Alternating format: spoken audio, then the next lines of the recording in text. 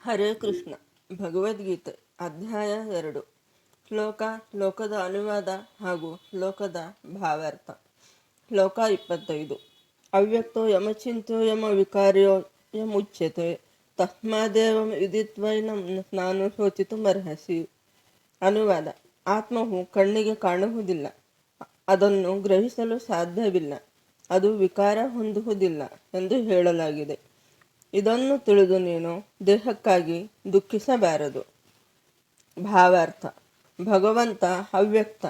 ಆತನ ಪ್ರತಿಬಿಂಬವಾದ ಜೀವ ಭೌತಿಕ ಶರೀರದಲ್ಲಿದ್ದರೂ ಅವ್ಯಕ್ತ. ಈ ಕಾರಣದಿಂದ ಭಗವಂತ ಹಾಗೂ ಜೀವ ನಮ್ಮ ಚಿಂತನೆಗೆ ನಿಲುಕದ್ದು. ಭಗವಂತ ಹಾಗೂ ಜೀವ ಸ್ವರೂಪ ಎಂದೂ ಬದಲಾಗದಿದ್ದರೂ ಕೂಡ ಅದು ನಮ್ಮ ಚಿಂತನೆಗೆ ಎಟಕುವುದಿಲ್ಲ. ಈ ಸತ್ಯವನ್ನು ತಿಳಿದ ಮೇಲೆ ಜೀವ ನಾಶವಾಗುತ್ತದೆ ಎಂದು ದುಃಖಿಸುವ ಅಗತ್ಯವಿಲ್ಲ. ಹಿಂದೆ ವರ್ಣಿಸಿದಂತೆ ನಮ್ಮ ಲೌಕಿಕ ಲೆಕ್ಕಾಚಾರಗಳಿಗೆ ಆತ್ಮದ ಗಾತ್ರ ಎಷ್ಟು ಸಣ್ಣದು ಎಂದರೆ ಅತ್ಯಂತ ಶಕ್ತವಾದ ಸೂಕ್ಷ್ಮದರ್ಶಕ ಯಂತ್ರವು ಅವನನ್ನು ಕಾಣಲಾರದು. ಆದುದರಿಂದ ಆತ್ಮವು ಅದೃಶ್ಯ. ಆತ್ಮದ ಅಸ್ತಿತ್ವವನ್ನು ಕುರಿತು ಹೇಳಬೇಕಾದರೆ ಅವನ ಅಸ್ತಿತ್ವವನ್ನು ಕುರಿತು ಶ್ರುತಿಯ ಅಥವಾ ವೇದಜ್ಞಾನದ ಪ್ರಮಾಣವನ್ನು ಮೀರಿ ಪ್ರಾಯೋಗಿಕವಾಗಿ ಯಾರೂ ಸಿದ್ಧ ಮಾಡಿ ತೋರಿಸಲಾರರು. ಈ ಸತ್ಯವನ್ನು ನಾವು ಒಪ್ಪಿಕೊಳ್ಳಬೇಕು. ಏಕೆಂದರೆ ಆತ್ಮದ ಅಸ್ತಿತ್ವವನ್ನು ನಾವು ಗ್ರಹಣ ಶಕ್ತಿಯಿಂದ ತಿಳಿಯಬಲ್ಲೆವು. ಇದನ್ನು ಅರ್ಥ ಮಾಡಿಕೊಳ್ಳಲು ನಮಗೆ ಬೇರೆ ಯಾವ ಆಧಾರವೂ ಇಲ್ಲ. ಶ್ರೇಷ್ಠ ಪ್ರಮಾಣದ ಆಧಾರ ಮಾತ್ರದಿಂದಲೇ ನಾವು ಅನೇಕ ಸಂಗತಿಗಳನ್ನು ಒಪ್ಪಬೇಕಾಗುತ್ತದೆ. ತನ್ನ ತಾಯಿಯು ಅಧಿಕಾರಯುತವಾಗಿ ತಂದೆ ಯಾರು ಎಂದು ಹೇಳಿದುದನ್ನು ಯಾರೂ ತಿರಸ್ಕರಿಸಲು ಸಾಧ್ಯವಿಲ್ಲ. ತಂದೆಯು ಯಾರು ಎನ್ನುವುದನ್ನು ತಿಳಿಯಲು ತಾಯಿಯ ಮಾತಲ್ಲದೆ ಬೇರೆ ಪ್ರಮಾಣವಿಲ್ಲ. ಹಾಗೆಯೇ ಆತ್ಮವನ್ನು ಅರ್ಥ ಮಾಡಿಕೊಳ್ಳಲು ವೇದಗಳ ಅಧ್ಯಯನವಲ್ಲದೆ ಬೇರೆ ಆಧಾರವಿಲ್ಲ. ಇದನ್ನೇ ಇತರ ಮಾತುಗಳಲ್ಲಿ ಹೇಳುವುದಾದರೆ ಮನುಷ್ಯನ ಪ್ರಯೋಗಾಧಾರಿತ ತಿಳುವಳಿಕೆಯಿಂದ ಆತ್ಮವನ್ನು ಗ್ರಹಿಸುವುದು ಸಾಧ್ಯವೇ ಇಲ್ಲ. ಆತ್ಮವು ಪ್ರಜ್ಞೆ ಮತ್ತು ಪ್ರಜ್ಞಾಶೀಲ. ಇದು ವೇದಗಳ ಹೇಳಿಕೆ. ಇದನ್ನು ನಾವು ಒಪ್ಪಬೇಕು. ದೇಹದಲ್ಲಿ ಬದಲಾವಣೆಗಳಾಗುತ್ತವೆ, ಆತ್ಮಕ್ಕೆ ಬದಲಾವಣೆಗಳಿಲ್ಲ. ಸರ್ವಕಾಲಕ್ಕೂ ಅವಿಕಾರವಾಗಿ ಉಳಿಯುವ ಆತ್ಮವನ್ನು ಅನಂತವಾದ ಪರಮಾತ್ಮನಿಗೆ ಹೋಲಿಸಿದರೆ ಆತ್ಮನು ಅಣುಗಾತ್ರದವನು, ಪರಮಾತ್ಮನು ಅನಂತನಾದವನು. ಅವನೊಡನೆ ಹೋಲಿಸಿದರೆ ಆತ್ಮನು ಅಣು ಮಾತ್ರದವನು. ಆದ್ದರಿಂದ ಬದಲಾವಣೆಯಾಗಲಾರದ ಅಣುಜೀವಿಯು ಎಂದೆಂದಿಗೂ ಅನಂತವಾದ ಆತ್ಮನ ಅಥವಾ ದೇವೋತ್ತಮ ಪರಮಪುರುಷನ ಸಮಾನವಾಗಲಾರದು. ಆತ್ಮನ ಗ್ರಹಿಕೆಯ ಸ್ಥಿರತ್ವವನ್ನು ದೃಢಪಡಿಸಲು ಈ ಪರಿಕಲ್ಪನೆಯನ್ನು ವೇದಗಳಲ್ಲಿ ಮತ್ತೆ ಮತ್ತೆ ವಿಭಿನ್ನ ರೀತಿಯಲ್ಲಿ ಹೇಳಲಾಗಿದೆ. ಶ್ಲೋಕ 26. ಅಥ ಚೈನಂ ನಿತ್ಯಜಾತಂ ನಿತ್ಯಂ ವಾ ಮನ್ಯಸೆ ಮೃತಂ ತಥಾಪಿ ತ್ವಂ ಮಹಾಬಾಹೋ ನೈನಂ ಶೋಚಿತುಮರ್ಹಸಿ. ಅನುವಾದ: ಆತ್ಮವು ಸದಾ ಹುಟ್ಟುವುದೆಂದು ಶಾಶ್ವತವಾಗಿ ಸಾಯುವುದೆಂದು ನೀನು ಭಾವಿಸಿದರೂ ಬಾಹುವೆ, ನೀನು ಶೋಕಿಸಲು ಕಾರಣವಿಲ್ಲ. ಭಾವಾರ್ಥ: ವೇದಾಂತ ಬಿಟ್ಟು ಲೋಕದ ದೃಷ್ಟಿಯಲ್ಲಿ ವಿಚಾರ ಮಾಡಿದರೆ ಆತ್ಮವು ದೇಹದ ಮೂಲಕ ಹುಟ್ಟುತ್ತದೆ ಹಾಗೂ ಸಾವಿನ ಮೂಲಕ ಅವ್ಯಕ್ತವಾಗುತ್ತದೆ.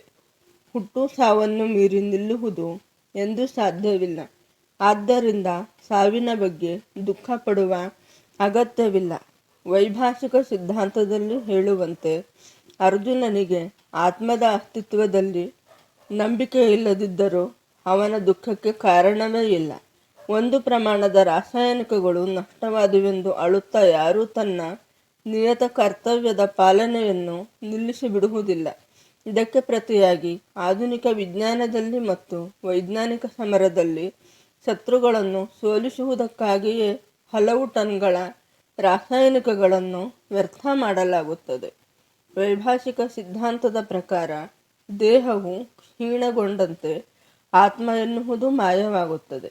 ಆದ್ದರಿಂದ ಜೀವಾತ್ಮನಿದ್ದಾನೆ ಎಂಬ ವೇದಗಳ ನಿರ್ಣಯವನ್ನು ಒಪ್ಪಿಕೊಳ್ಳಲಿ ಅಥವಾ ಆತ್ಮದ ಅಸ್ತಿತ್ವದಲ್ಲಿ ನಂಬಿಕೆ ಇಲ್ಲದಿರಲಿ, ಅರ್ಜುನನು ಶೋಕಿಸಲು ಕಾರಣವೇ ಇರಲಿಲ್ಲ. ಈ ಸಿದ್ಧಾಂತದ ಪ್ರಕಾರ ಜಡವಸ್ತುವಿನಿಂದ ಪ್ರತಿ ಕ್ಷಣವೂ ಎಷ್ಟೋ ಸಂಖ್ಯೆಯ ಜೀವಿಗಳು ಸೃಷ್ಟಿಯಾಗುತ್ತಿವೆ. ಪ್ರತಿ ಕ್ಷಣವೂ ಅವುಗಳಲ್ಲಿ ಬಹುಸಂಖ್ಯೆಯವು ನಾಶವಾಗುತ್ತಿವೆ. ಆದುದರಿಂದ ಇಂತಹ ಘಟನೆಗಳಿಗಾಗಿ ದುಃಖಿಸಲು ಕಾರಣವೇ ಇಲ್ಲ. ಆತ್ಮನಿಗೆ ಮತ್ತೆ ಜನ್ಮವಿಲ್ಲದಿದ್ದರೆ ಅರ್ಜುನನು ತನ್ನ ತಾತನನ್ನು ಗುರುವನ್ನು ಕೊಲ್ಲುವ ಪಾಪಕರ್ಮದ ಫಲವನ್ನು ಅನುಭವಿಸಬೇಕಾಗುತ್ತದೆ ಎಂದು ಹೆದರಲು ಕಾರಣವೇ ಇರಲಿಲ್ಲ. ಈ ಹೊತ್ತಿನಲ್ಲಿ ಕೃಷ್ಣನು ಅರ್ಜುನನನ್ನು ಮಹಾಬಾಹು ಎಂದು ವ್ಯಂಗ್ಯವಾಗಿ ಕರೆಯುತ್ತಾನೆ. ಏಕೆಂದರೆ ಶ್ರೀಕೃಷ್ಣನು ವೇದಗಳ ಜ್ಞಾನವನ್ನು ತೊರೆದ ವೈಭಾಷಿಕರ ಸಿದ್ಧಾಂತವನ್ನು ಒಪ್ಪಲಿಲ್ಲ. ಕ್ಷತ್ರಿಯನಾಗಿ ಅರ್ಜುನನು ವೇದ ಸಂಸ್ಕೃತಿಗೆ ಸೇರಿದವನು. ಅದರ ತತ್ವಗಳನ್ನು ಅನುಸರಿಸುವುದೇ ಅವನಿಗೆ ಯೋಗ್ಯವಾದದ್ದು. ಶ್ಲೋಕ 27. ಜಾತಸ್ಯ ಹಿ ಧ್ರುವ ಮೃತ್ಯುರ್ಧ್ರುವಂ ಜನ್ಮ ಮೃತಸ್ಯ ಚ ತಸ್ಮಾದ ಪರಿಹಾರ್ಯರ್ಥ ನ ತ್ವಂ ಶೋಚಿತುಮರ್ಹಸಿ. ಅನುವಾದ: ಹುಟ್ಟಿದವನು ಸಾಯಲೇಬೇಕು ಮತ್ತು ಮರಣಾನಂತರ ಖಂಡಿತವಾಗಿಯೂ ಮತ್ತೆ ಹುಟ್ಟುತ್ತಾನೆ. ಆದ್ದರಿಂದ ಅನಿವಾರ್ಯವಾದ ನಿನ್ನ ಕರ್ತವ್ಯ ಪಾಲನೆಯಲ್ಲಿ ನೀನು ಶೋಕಿಸಬಾರದು. ಭಾವಾರ್ಥ: ಹುಟ್ಟು ಸಾವು ಸುಖ ದುಃಖ ಒಂದು ನಾಣ್ಯದ ಎರಡು ಮುಖವಿದ್ದಂತೆ. ರಾತ್ರಿ ಇಲ್ಲದೆ ಹಗಲಿಲ್ಲ. ಹುಟ್ಟಿದ ಮೇಲೆ ಸಾವು ಖಚಿತ. ನಾವು ಕಷ್ಟ ಬಂದಾಗ ಕೊರಗದೆ ಅನಿವಾರ್ಯವಾದ ಕರ್ತವ್ಯ ಪಾಲನೆಯನ್ನು ಮಾಡಲೇಬೇಕು. ತನ್ನ ಬದುಕಿನ ಕರ್ಮಗಳಿಗೆ ಅನುಗುಣವಾಗಿ ಯಾರೇ ಆಗಲಿ ಜನ್ಮ ತಾಳಲೇಬೇಕು. ಕರ್ಮಗಳ ಒಂದು ಅವಧಿಯನ್ನು ಮುಗಿಸಿದ ಮೇಲೆ ಅವನು ಮತ್ತೆ ಹುಟ್ಟುವುದಕ್ಕಾಗಿ ಸಾಯಲೇಬೇಕು. ಹೀಗೆ ಮನುಷ್ಯನು ಮುಕ್ತಿ ಇಲ್ಲದೆ ಹುಟ್ಟು ಸಾವುಗಳ ಒಂದು ಚಕ್ರದ ಅನಂತರ ಮತ್ತೊಂದು ಚಕ್ರದಲ್ಲಿ ಸಾಗುತ್ತಾನೆ. ಆದರೆ ಹುಟ್ಟು ಸಾವುಗಳ ಈ ಚಕ್ರವು ಅನಗತ್ಯ ಕೊಲೆ, ಪ್ರಾಣಿವಧೆ ಮತ್ತು ಯುದ್ಧಗಳನ್ನು ಸಮರ್ಥಿಸುವುದಿಲ್ಲ. ಆದರೆ ಮಾನವ ಸಮಾಜದಲ್ಲಿ ನಿಯಮ ಮತ್ತು ವ್ಯವಸ್ಥೆಯನ್ನು ರಕ್ಷಿಸಲು ಹಿಂಸೆ ಮತ್ತು ಯುದ್ಧ ಅನಿವಾರ್ಯ ಅಂಶಗಳಾಗುತ್ತವೆ. ಕುರುಕ್ಷೇತ್ರ ಸಮರವು ಪರಮಪ್ರಭುವಿನ ಸಂಕಲ್ಪ. ಆದ್ದರಿಂದ ಅದು ಅನಿವಾರ್ಯ. ಧರ್ಮಕ್ಕಾಗಿ ಹೋರಾಡುವುದು ಕ್ಷತ್ರಿಯನ ಕರ್ತವ್ಯ. ಅವನು ತನ್ನ ನ್ಯಾಯವಾದ ಕರ್ತವ್ಯವನ್ನಷ್ಟೇ ಮಾಡುತ್ತಿರುವಾಗ ತನ್ನ ಬಂಧುಗಳ ಸಾವಿಗಾಗಿ ಹೆದರಬಾರದು, ದುಃಖಿಸಬಾರದು.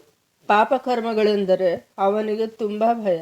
ಧರ್ಮವನ್ನು ಮುರಿದು ಅದರಿಂದ ಪಾಪ ಕಾರ್ಯಗಳ ಫಲಕ್ಕೆ ಅವನು ಒಳಗಾಗುವುದು ಯೋಗ್ಯವಲ್ಲ. ತನ್ನ ನ್ಯಾಯವಾದ ಕರ್ತವ್ಯವನ್ನು ಮಾಡಲು ತಪ್ಪಿಸಿಕೊಂಡರೆ ಅವನು ತನ್ನ ಬಂಧುಗಳ ಸಾವನ್ನು ತಡೆಯಲು ಸಮರ್ಥನಾಗುವುದಿಲ್ಲ. ತಪ್ಪು ಕಾರ್ಯದ ಪಥವನ್ನು ಆರಿಸಿಕೊಂಡದ್ದರಿಂದ ಅವನೇ ಪತಿತನಾಗುತ್ತಾನೆ. ಹರೇ ಕೃಷ್ಣ.